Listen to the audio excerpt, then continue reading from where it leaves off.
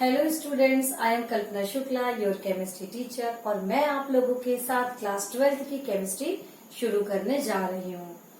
Class 12th में organic का पहला चैप्टर है halo alkanes and hello arenes. Students, यहाँ पे मैं बता दूं कि चाहे सीबीएसई हो, आईएससी हो या स्टेट बोर्ड हो, इन सब के ऑर्गेनिक का पहला चैप्टर है halo alkanes and hello arenes. मैं तो यहाँ पे ऑर्गेनिक से शुरू कर रही हूँ। अगर आपको पहले इनऑर्गेनिक या फिजिकल के चैप्टर को कवर करना है तो कमेंट बॉक्स में जाकर के कमेंट्स करिए, तो मैं वो भी पहले ले सकती हूँ। तो चलिए हम शुरू करते हैं। Halo alkanes and hello arenes. Alkane और एरीन के पहले हेलो प्रीफिक्स जुड़ा हुआ है, तो चलिए हम इसके बारे में डिस्कस करते हैं। हेलो का मतलब है हैलोजन। हैलोजन जो कि 17th ग्रुप के मेंबर्स हैं, इनको हम X से डिनोट करते हैं, जो हैं fluorine, chlorine, bromine and iodine. ये मेंबर्स हैं जो हैलोजन ग्रुप के में आते हैं। इन सबके आउटर मोस्ट सेल पे, आउटर मोस्ट ऑर्बिटल पे 7 इलेक्ट्रॉन्स होते हैं। आउटर मोस्ट ऑर्बिटल पे 7 इलेक्ट्रॉन्स होते हैं। इनको अपना ऑक्टेन कंप्लीट करने के लिए केवल एक इलेक्ट्रॉन की जरूरत होती है, जो किसी दूसरे से लेकर के अपना ऑक्टेन कंप्लीट करके कंपाउंड बनाते हैं। अब यहाँ पे आता है हेलो का मतलब, तो आप लोगों को समझ में आ गया होगा। अब हम देखते हैं एल्कीन्स एंड एरीन्स। अब यहाँ पे सेकेंड वर्ड है एल्केन्स। एल्केन्स का की मीनिंग क्या हुई? Alkanes means hydrocarbon.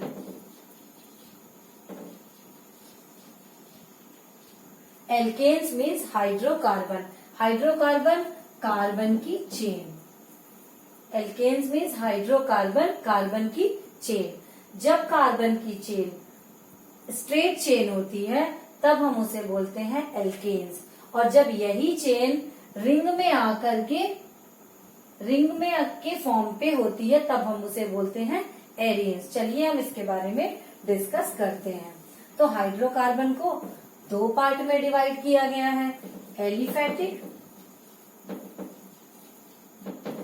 और एरोमेटिक। एलिफैटिक और एरोमेटिक।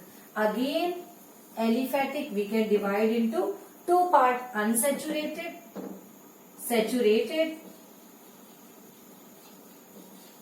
और अनसैचुरेटेड। सैचुरेटेड और अनसैचुरेटेड हेलो एल्केन्स। सैचुरेटेड क्या होते हैं? सैचुरेटेड मस्त कार्बन कार्बन की चेन पे सारे बॉन्ड सिंगल बॉन्ड होते हैं, तो उसको हम सैचुरेटेड हाइड्रोकार्बन बोलते हैं। और यहाँ पे जब ये हाइड्रोकार्बन किसी भी हैलोजन ग्रुप से अटैच होते हैं तो उसको हम सैचुरेटेड हेलो एल्केन्स बोलते हैं। सैचुरेटेड हेलो एल्केन्स बोलते हैं। यहाँ पे ये जरूरी है कि सारे कार्बन के जो सारे बॉन्ड है वो सिंगल बॉन्ड होने चाहिए। अनसैचुरेटेड में कार्बन कार्बन के बीच में या तो डबल बॉन्ड होगा या कि सिंगल बॉन्ड होगा। तो ऐसे हाइड्रोकार्बन की चेन जो कि हैलोजन के साथ जुड़ी हुई होती है उसको अनसैचुरेटेड हेलो एल्केन्स बोलते हैं। अब आता है एरोमेटिक। जब हाइड्रोकार्बन एक रिंग के रूप में अरेंज होते हैं, तो रिंग जैसा ही रिंग आती है तो हमारे दिमाग में रिंग की बात आती है, तो हमारे हाइड्रोकार्बन की जब रिंग की बात आती है तो हमारे दिमाग में आता है बेंजीन रिंग।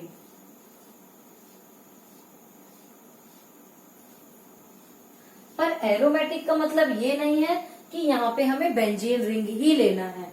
कोई भी साइक्लिक स्ट्रक्चर, हाइड्रोकार्बन की कोई भी साइक्लिक स्ट्रक्चर जो कि एरोमेटिक की कैटेगरी में आती है।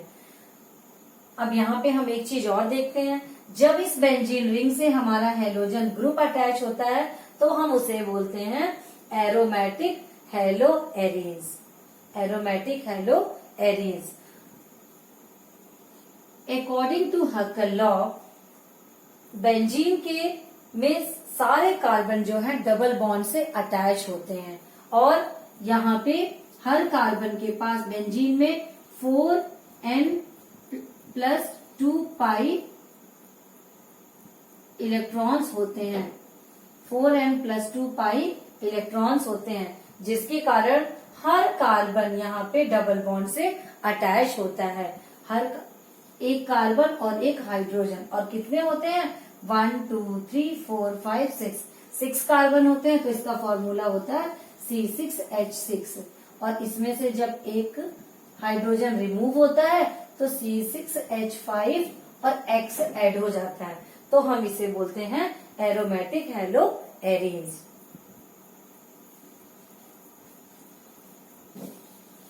अब हम आगे पढ़ते हैं हेलो एल्केन्स और हेलो एरीन का classification. Classification of haloalkane और hello arenes.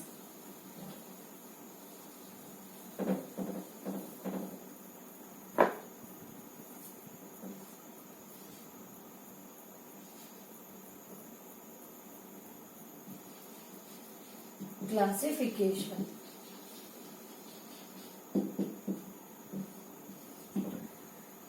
First classification on the basis of number of halogen atom.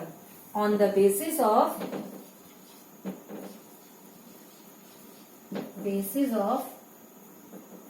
number of halogen atom. Halogen को हम X से डिनोट करते हैं। On the basis of number of halogen atom.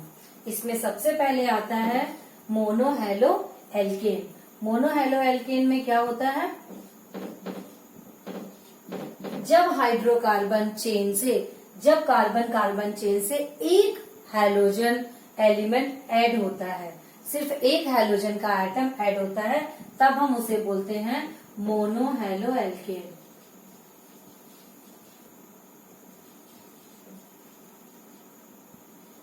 मोनोहेलो alkene. CH3X ये बनता कैसे है?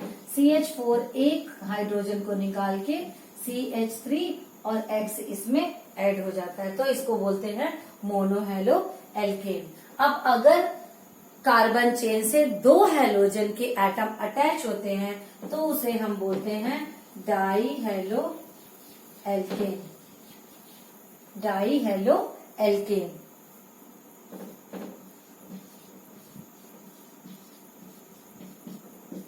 डाईहेलो एल्केन। कार्बन चेन से जब दो हेलोजन के एटम अटैच होते हैं तो हम उसे बोलते हैं dihalo alkane. Then trihalo alkane. जब कार्बन से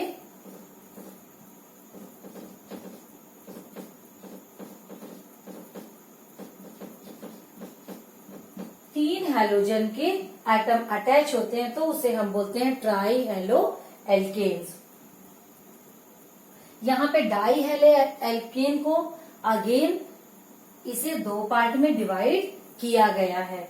जब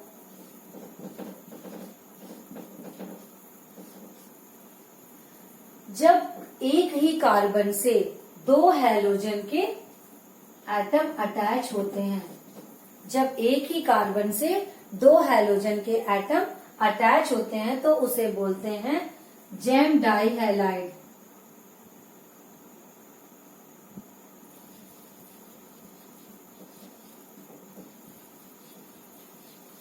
जेम डाईहेलाइड। और जब दो ग्रुप जुड़े तो होते हैं लेकिन वो डिफरेंट डिफरेंट कार्बन से ऐड होते हैं, उसके नेबर कार्बन से ऐड होते हैं। सपोज ये जब दो हेलोजन के एटम अलग अलग कार्बन से अटैच होते हैं, यहाँ पे मैं एक बात और बता दूं आपको, CH3X अगर लिखा हुआ है तो हमारा ये हेलोजन एटम हाइड्रोजन से अटैच नहीं है, ये कार्बन से अटैच है। हमें इसको ऐसे लिखना चाहिए, ये जो हेलोजन एटम है ये कार्बन से अटैच होता है, ये इस हाइड्रोजन से अटैच नहीं होता। इसकी बॉन्डिंग देखने के लिए हमें ऐसे करके भी हम इसको देख सकते हैं, क्योंकि कार्बन की वैलेंसी 4 होती है तो ये इससे अटैच होता है। लेकिन IUPAC ने भी इसको ओके बोल दिया है कि हम इस तरीके से लिख सकते हैं। लेकिन समझने वाली बात यह है कि कभी भी कोई ग्रुप इस हाइड्रोजन से अटैच नहीं होता, वो हमेशा कार्बन से अटैच होता है। तो यहाँ पे आ गया जेम डाई हैलाइड और vicinal die halide. Vicinal die halide, gem dihalide और विसनल डाई हैलाइड मीन्स जब एक ही कार्बन से दो हैलोजन के एटम अटैच होते हैं तो उसको बोलते हैं जेम डाई हैलाइड। लेकिन जब अलग अलग कार्बन से दो हैलोजन के एटम अटैच होते हैं तो हम उसे बोलते हैं vicinal die halide.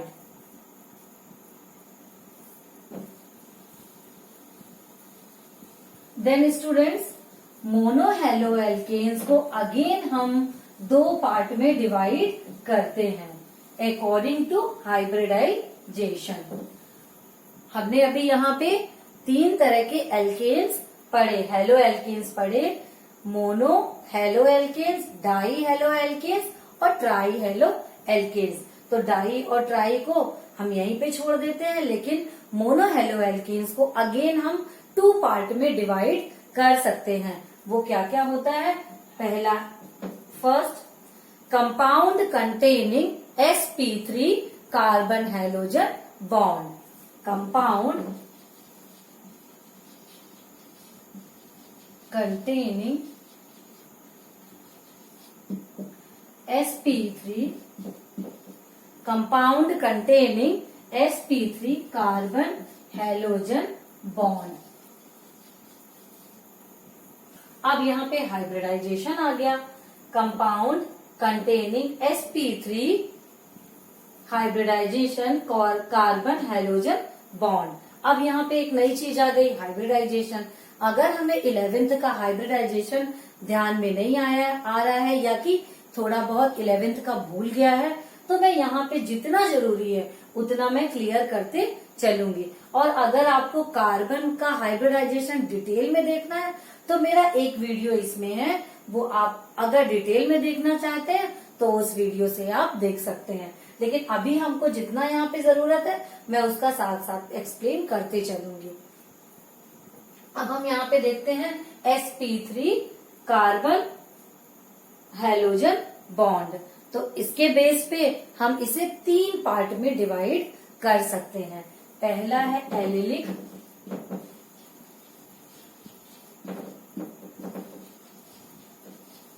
Halide, allylic halide, allylic halide. ये सारे जो हैं ये कार्बन का sp3 हाइब्रिडाइजेशन की कंडीशन पे होना चाहिए। मींस जिस कार्बन से हैलोजन जुड़ा हुआ है वो कार्बन sp3 हाइब्रिडाइजेशन की कंडीशन पे होना चाहिए। तो इसका हाइब्रिडाइजेशन हम कैसे निकालते हैं? कार्बन की हाइब्रिडाइजेशन निकालने के लिए मैं थोड़ा सा आपको बैक में ले चलती हूँ और यहाँ पे एक बात बताती हूँ। कार्बन का एटॉमिक नंबर होता है 6 और इसका इलेक्ट्रॉनिक कन्फिगरेशन होता है 1s², 2s², 2p2। 6 इलेक्ट्रॉन हो गए। इसमें इलेक्ट्रॉन जो है s में होता है और p में होता है। मींस इसमें d और f ऑर्बिटल नहीं होते हैं। तो कार्बन पे सिर्फ sp हाइब्रिडाइजेशन ही होगा, sp हाइब्रिडाइजेशन ही हो सकता है। ये sp हाइब्रिडाइजेशन कौन कौन सा हो सकता है? sp, sp2 और sp3 हाइब्रिडाइजेशन। अब sp2, sp3 हाइब्रिडाइजेशन का हम पता कैसे करेंगे? कार्बन में हाइब्रिडाइजेशन का पता करने के लिए number of atom attach, number of atom attach. हमें देखना है कि कार्बन से कितने नंबर ऑफ एटम अटैच हैं, plus number of lone pair electron, number of lone pair electron. तो मैं आपको ये बता दूं कि कार्बन में 99.9% लोन पेयर इलेक्ट्रॉन नहीं होता है, 0 होता है।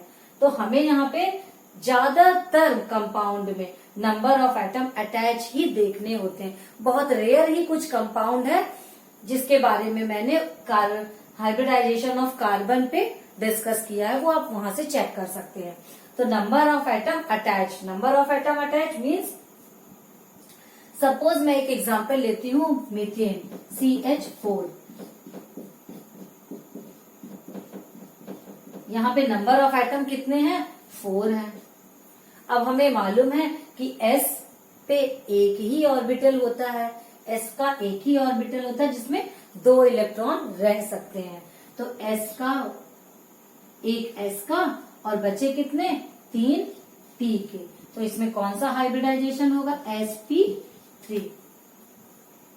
क्लियर हो गया आपको कि हाइब्रिडाइजेशन को हम कैसे पता करते हैं। अब हम देखते हैं एलिलिक हैलाइड। एलिलिक हैलाइड में क्या करते हैं, इसमें पहला वाला तो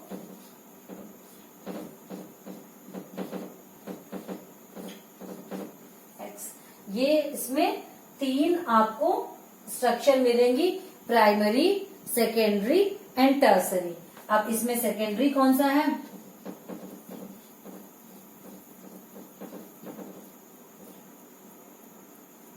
और X, ये हो गया हमारा सेकेंडरी। और टर्सरी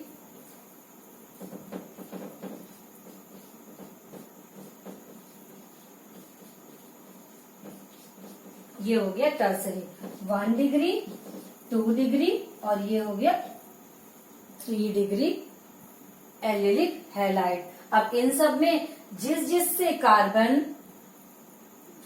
कार्बन से हैलोजन अटैच है वो sp3 हाइब्रिडाइजेशन कंडीशन पे है, मीन्स उससे 4 एटम अटैच है।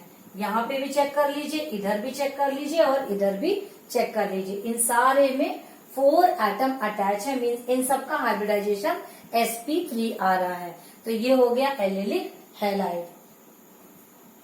यहाँ पे रब करना पड़ेगा। और मैं आपको एक बार और बता दूं, ऑर्गेनिक पढ़ने के लिए आपको कॉपी पेन लेके साथ में बैठना पड़ेगा और आपको ये सारी चीजें उस कॉपी पे नोट करते हुए चलना है, जिससे आपको सारी चीजें बहुत अच्छे से क्लियर हो जाएंगी। पहला हो गया एलिलिक हैलाइड, आपको समझ में आ गया होगा। दूसरा है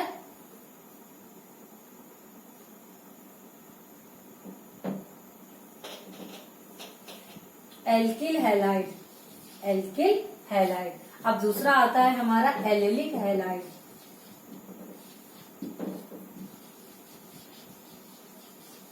दूसरा आता है हमारा एलिलिक हैलाइड। पहला वाला एल्किल हैलाइड था, दूसरा वाला हमारा आ गया एलिलिक हैलाइड। यहाँ पे अच्छे से नोट कर लीजिए, ये पहला वाला एल्किल हैलाइड था और ये सेकंड वाला है एलिलिक हैलाइड है। एलिलिक हैलाइड में क्या होता है, कार्बन तो sp3 कंडीशन पे होता है। सपोज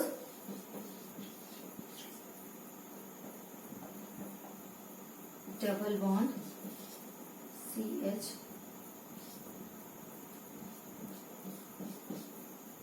X, यहाँ पे जिस कार्बन से हमारा हेलोजन ग्रुप अटैच होता है वो तो हमारा sp3 हाइब्रिडाइजेशन कंडीशन पे होता है, लेकिन इसके अगला वाला कार्बन जो है, इसका नेबरिंग कार्बन डबल बॉन्ड से अटैच होता है, मीन्स नेक्स्ट कार्बन का हमारा हाइब्रिडाइजेशन sp2 होता है। उस कंडीशन को हम बोलते हैं एलिलिक हैलाइड। एलिलिक हैलाइड, उस कंडीशन को हम बोलते हैं एलिलिक हैलाइड। एक बार मैं और आपको रिपीट कर रही हूँ, जिस कार्बन से हैलोजन ग्रुप जुड़ा हुआ होता है वो तो हमारा sp3 हाइब्रिडाइजेशन पे होता है। तो ये तो हमारा पहले वाले में भी था, लेकिन इसकी एक कंडीशन और बढ़ गई। यहाँ पे जो अगला वाला कार्बन है वो sp2 हाइब्रिडाइजेशन कंडीशन में होगा, मीन्स अगला कार्बन जो है डबल बॉन्ड के साथ बॉन्डेड होता है। इसको बोलते हैं एलिलिक हैलाइड। और इसी में अगर हम एरिल में लेंगे तो क्या होगा, बेंजीन रिंग लेते हैं। बेंजीन रिंग लेते हैं और यहाँ पे CH2X, इसको हम स्ट्रक्चर में देखेंगे तो आपको ज्यादा अच्छे से क्लियर होगा। H H और ये X। तो यहाँ पे कार्बन जो है की वैलेंसी 4 है, 4 कार्बन से अटैच है, इसलिए यहाँ पे sp3 हाइब्रिडाइजेशन होगा। लेकिन इसका नेबरिंग कार्बन ये वाला है, इसमें डबल बॉन्ड है। Neighbouring carbon sp2 hybridization condition पे होगा, मीन्स अगला कार्बन जो है वो डबल बॉन्ड से अटैच होता है। ये कंडीशन होती है हमेशा एल्किल हैलाइड में। अब हम आगे देखते हैं बेंजिलिक हैलाइड, उसे ही बेंजिलिक हैलाइड बोलते हैं, उसको हम एक बार और देख लेते हैं।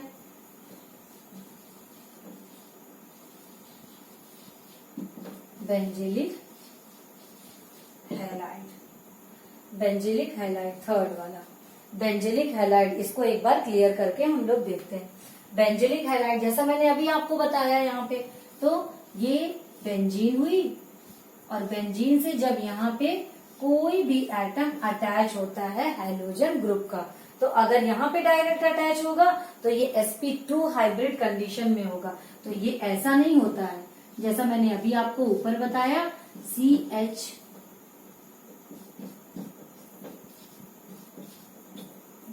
ये कार्बन जो है sp3 हाइब्रिड कंडीशन में है और उसके आगे वाला कार्बन जो है वो sp2 हाइब्रिड कंडीशन में है।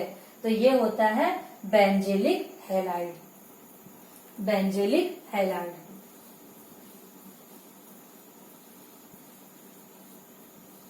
अब हम यहाँ पे देखते हैं compound containing sp2 carbon halogen bond, compound containing sp2 carbon halogen bond. जब इस कार्बन और हैलोजन, जिस कार्बन से हैलोजन ऐड होता है वो कार्बन हमारा sp2 हाइब्रिड कंडीशन पे होता है।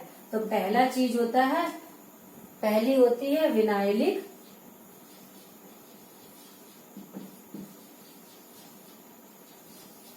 Vinylic halide. विनाइलिक हैलाइड क्या होते हैं? ये ग्रुप हमारा हो गया विनाइलिक ग्रुप। इससे जब हमारा X जुड़ा हुआ होता है,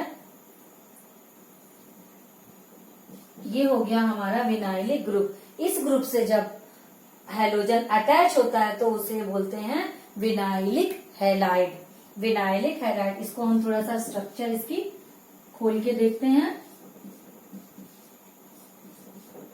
number of carbon attach, how many number of carbon attach to here? 1 2 3, 3 carbon यहाँ पे अटैच है। जब 3 होंगे तो क्या होगा? एक तो S का होगा और 2 P के होंगे, तो कौन सा हाइब्रिडाइजेशन होगा? sp2 hybridisation. तो यहाँ पे विनाइलिक हैलाइड में sp2 हाइब्रिडाइजेशन होता है। अब अगला आता है एरिल हैलाइड।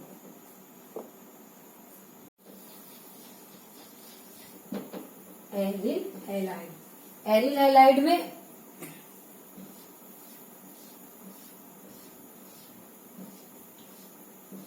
एरोमेटिक रिंग ले लिया, बेंजीन है ये। जब इसमें डायरेक्ट X जुड़ा हुआ होता है, यहाँ पे जब X जुड़ा हुआ होगा तो कितने एटम अटैच होंगे?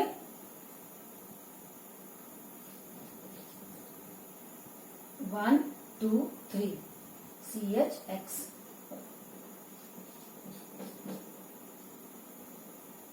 1 2 3, 3 यहाँ पे एटम अटैच होंगे।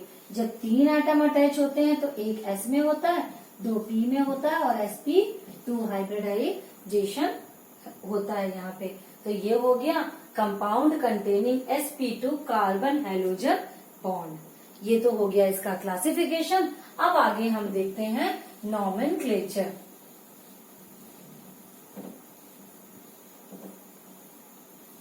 यहाँ पे फिर आपको परेशान होने की जरूरत नहीं है कि नॉमेनक्लेचर 11th का रिवाइज नहीं कर पाए हैं। जितनी यहाँ पे जरूरत है मैं वो साथ साथ क्लियर करते चलूंगी। नॉमेनक्लेचर,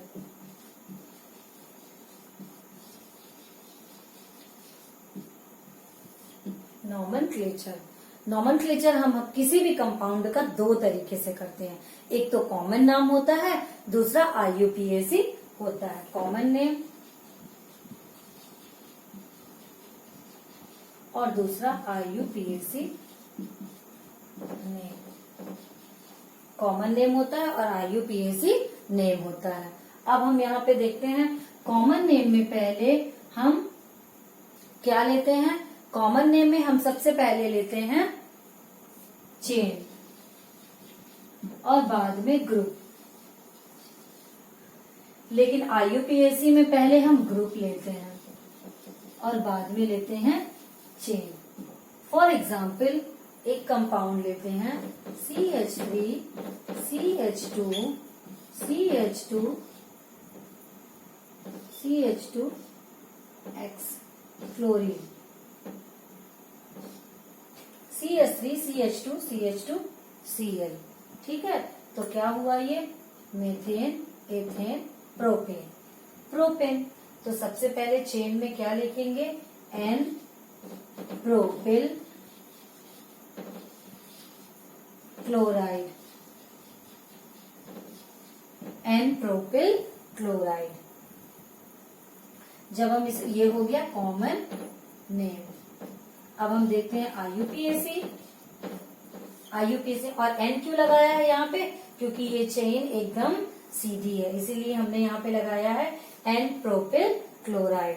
अब जब हम इसका IUPAC नाम देंगे तो IUPAC में पहले ग्रुप आता है, तो इसके लिए हमको नंबरिंग करनी पड़ती है 1 2 3।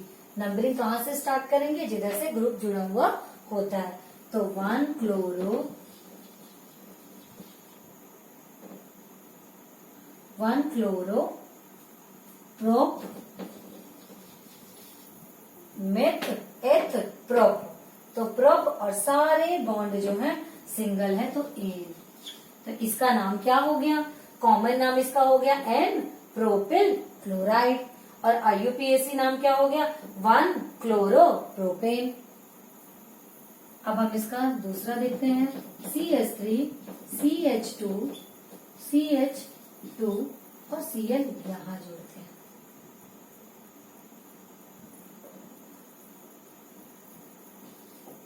यहाँ पे Cl जोड़ते हैं। अब हम यहाँ पे देखते हैं, अब इसका कॉमन नेम क्या होगा? Iso propyl chloride.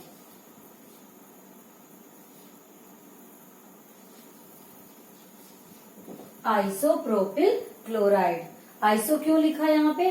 क्योंकि ये चेन है, ये सीधी स्ट्रक्चर नहीं है, इसमें चेन है। क्लोरीन जो है ये सेकेंड नंबर पे लगा हुआ है। अब हम इसको IUPAC, ये तो कॉमन नेम हुआ, और यहाँ पे देखते हैं IUPAC। IUPAC में क्या करेंगे? इसकी नंबरिंग करेंगे। तो 1 2 3 इधर से भी कर सकते हैं, 1 2 3 इधर से भी कर सकते हैं। लेकिन अगर हम चाहें लेफ्ट हैंड से भी करें या राइट हैंड से भी करें, क्लोरीन हमेशा मिडिल पे आता है, सेकेंड पोजीशन पे ही आता है, तो हम कहीं से भी नंबरिंग कर सकते हैं।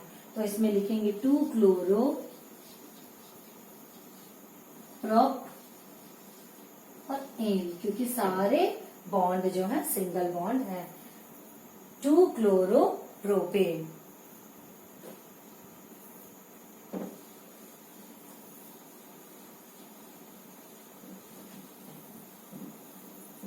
क्लोरोप्रोपेन।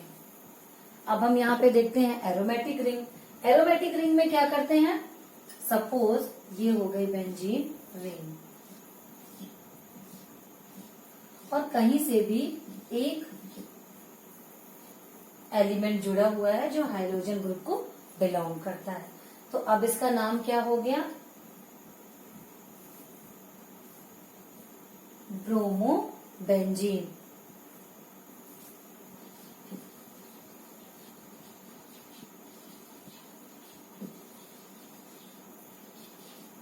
ब्रोमोबेंजीन, इसका नाम तो ब्रोमोबेंजीन ही होगा, चाहे वो कॉमन में हो, कॉमन नेम, और IUPAC में भी इसको यही बोलते हैं, ब्रोमोबेंजीन। नेम चेंज होगा जब इसमें 1 से 2 ग्रुप ऐड हो जाएंगे। यहाँ पे मान लो Br और यहाँ पे Br लगा हुआ है। अब मान लो यहाँ पे 2 ब्रोमो ग्रुप जुड़े हुए हैं, तो कॉमन नेम में हम आर्थो मेटा पैरा बोलते हैं। Ortho Meta para. Ortho means यहाँ और यहाँ लगा हो तो आर्थो, यहाँ और यहाँ हो तो मेटा, यहाँ और यहाँ हो तो पैरा। तो इसको क्या बोलेंगे? Meta die bromo, Meta die bromo, Meta die bromo, ortho Meta para. तो मेटा डाई ब्रोमो बेंजीन। और जब इसमें, और इसको IUPAC में क्या बोलेंगे, IUPAC में तो नंबरिंग करते हैं 1 2 3 4 5 6। तो IUPAC में हम क्या लिखेंगे, IUPAC में हम लिखेंगे 1,3 die bromo benzene, 1,3 die bromo benzene, 1,3 die bromo benzene. अब अगर इसमें 3 लेते हैं हम, एक ब्रोमो यहाँ पे, एक ब्रोमो यहाँ पे, एक ब्रोमो यहाँ पे। अगर 3 जगह पे ब्रोमो लगे हुए हैं तो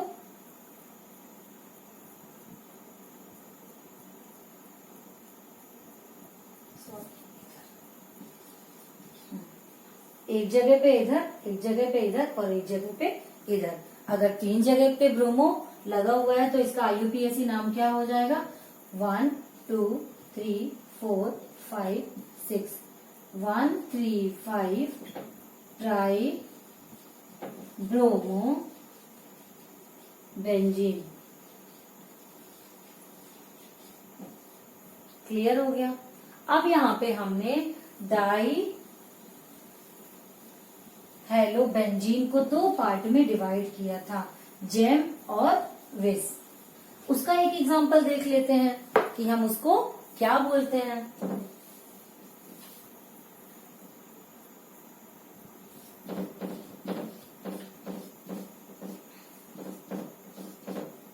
ये हो गया।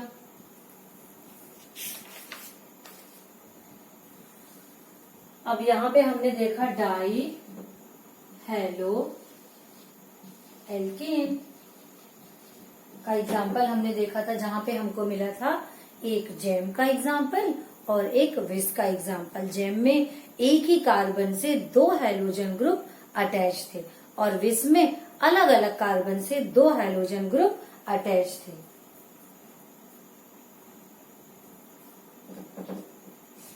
CH3 CH Cl Cl।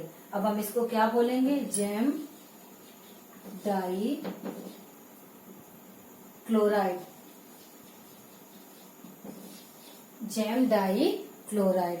लेकिन इसका IUPAC नाम क्या होगा, 1,1 डाई 1,1 डाई क्लोरो,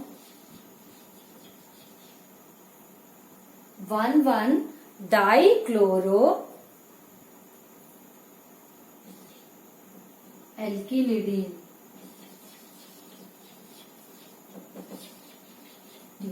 लेकिन जब हम यहाँ पे जेम का एग्जांपल लेते हैं, CH2X CH2X, X में सपोज हम क्लोरो ही ले लेते हैं, इसका नाम क्या होगा, विस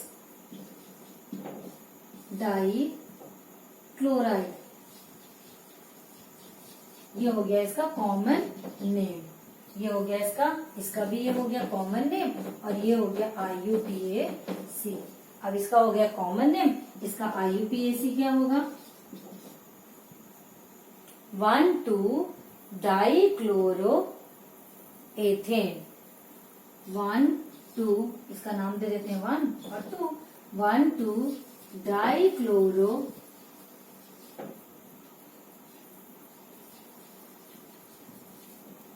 1,2 डाइक्लोरो एथेन। ये हमने इसका एक नॉमेनक्लेचर देख लिया।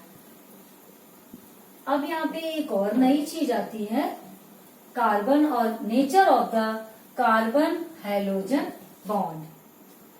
नेचर ऑफ द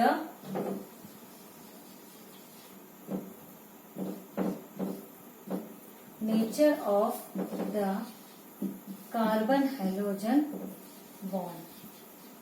अब यहाँ पे कार्बन और हैलोजन का जो बॉन्ड बन रहा है उसका नेचर कैसा होगा, तो हमें ये मालूम है कि कार्बन और हैलोजन में halogen is the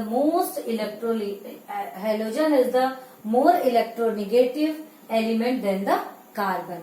halogen element जो होते हैं वो कार्बन से ज्यादा इलेक्ट्रोनेगेटिव एलिमेंट्स होते हैं। ये होते हैं फ्लोरीन, क्लोरीन, ब्रोमीन और आयोडीन। इसमें से सबसे ज्यादा इलेक्ट्रोनेगेटिव फ्लोरीन होता है। इन चारों में सबसे ज्यादा इलेक्ट्रोनेगेटिव फ्लोरीन होता है। और आपको जानकर आश्चर्य होगा कि पूरे पीरियाडिक टेबल में जितने एलिमेंट्स हैं अभी तक उन सब में फ्लोरीन ही सबसे ज्यादा इलेक्ट्रोनेगेटिव एलिमेंट्स होता है ना मजेदार बात। अब हम देखते हैं कार्बन और हेलोजन के बीच की बॉन्ड। जब कार्बन का बॉन्ड फ्लोरीन के साथ होता है CFE, suppose this is the structure of the carbon. अब यहाँ पे देखते हैं हम इनकी बॉन्ड लेंथ को चेक करते हैं अकॉर्डिंग टू दीज एलिमेंट्स। तो पहले में बॉन्ड लेंथ क्या होती है, किसी भी कंपाउंड की बॉन्ड लेंथ या किसी भी मॉलिक्यूल का बॉन्ड लेंथ क्या होती है। सपोज दो मॉलिक्यूल ऐड होने के बाद ये इस तरीके से ऐड होते हैं। इसका मिडिल पॉइंट ये होता है, दूसरे वाले का मिडिल पॉइंट ये होता है और दोनों ओवरलैप करके बॉन्ड बनाते हैं। तो इससे इसके बीच की लेंथ, इसी को बोलते हैं बॉन्ड लेंथ। तो अब हम यहाँ पे चेक करते हैं पहले तो फ्लोरीन का बॉन्ड लेंथ सपोज ये हुआ, ठीक है। अब हम जब ऊपर से नीचे आते हैं, क्योंकि हमारा एटॉमिक नंबर बढ़ता जाता है, इसका एटॉमिक नंबर 9 होता है जबकि इसका एटॉमिक नंबर 17 होता है। तो इसमें सेल के नंबर्स भी बढ़ते जाते हैं, इसमें नंबर ऑफ सेल भी बढ़ते हैं। जब कार्बन और क्लोरीन का चेक करते हैं तो कार्बन और क्लोरीन का चेक करने के लिए यहाँ पे कार्बन का साइज तो वही होगा जो ऊपर था, लेकिन यहाँ पे क्लोरीन का साइज बढ़ जाता है। जब क्लोरीन का साइज बढ़ेगा तो बॉन्ड की लेंथ भी बढ़ जाती है। उसी तरीके से हम Br का देख लेते हैं। Br में हमारा कार्बन का साइज तो वही है, लेकिन जो Br का साइज है वो बढ़ जाता है। अब आगे हम देखते हैं CI में ये हमारा कार्बन का साइज तो वही है जो सबका है, लेकिन I का साइज और बड़ा हो जाता है। तो बॉन्ड लेंथ क्या होती है, ऊपर से नीचे आने पे बॉन्ड लेंथ बढ़ती जाती है। जब हम फ्लोरीन, क्लोरीन, ब्रोमीन और आयोडीन ऊपर से नीचे आने पर हमारी बॉन्ड लेंथ बढ़ती जाती है। लेकिन अगर हमें इस बॉन्ड को ब्रेक करना है तो उसे हमें क्या बोलते हैं, एंथैल्पी ऑफ बॉन्ड बोलते हैं। एंथैल्पी को तोड़ने के लिए जितनी एनर्जी की जरूरत होती है उसका अगर हम यहाँ पे चेक करें तो इसका जस्ट अपोजिट होगा, क्योंकि इनकी बॉन्ड लेंथ बहुत बड़ी होती है, इसकी अपेक्षा इसकी बॉन्ड लेंथ बहुत बड़ी होगी। तो जिसकी बॉन्ड लेंथ की लंबाई ज्यादा है उसको ब्रेक करने में हमें कम से कम एनर्जी देना पड़ेगा, लेकिन ये बहुत मजबूती से ऐड है, बहुत पास है, तो इनको तोड़ने के लिए हमें बहुत ज्यादा एनर्जी की जरूरत पड़ेगी। तो एंथैल्पी ऊपर से नीचे आने पर क्या होती है, जस्ट अपोजिट, ये चेंज होती है। फ्लोरीन, क्लोरीन, ब्रोमीन और ये आयोडीन, ये ऊपर से नीचे आने पर इसकी जो बॉन्ड को ब्रेक करने वाली एनर्जी है वो ऊपर से नीचे आने पर क्या होती है, कम होती जाती है। लेकिन बॉन्ड की लेंथ जब हम ऊपर से नीचे की तरफ आते हैं तो वो बढ़ती जाती है। तो आज हमने क्या क्या देखा, introduction of halo alkanes and hello arenes, और उसका क्लासिफिकेशन देखा और नॉमेनक्लेचर देखा और उसके बॉन्ड का नेचर देखा। अब अगले वीडियो में हम प्रिपरेशन ऑफ हेलो एल्केन और हेलो एरीन्स देखेंगे। तो मिलते हैं अगले वीडियो में। Thank you.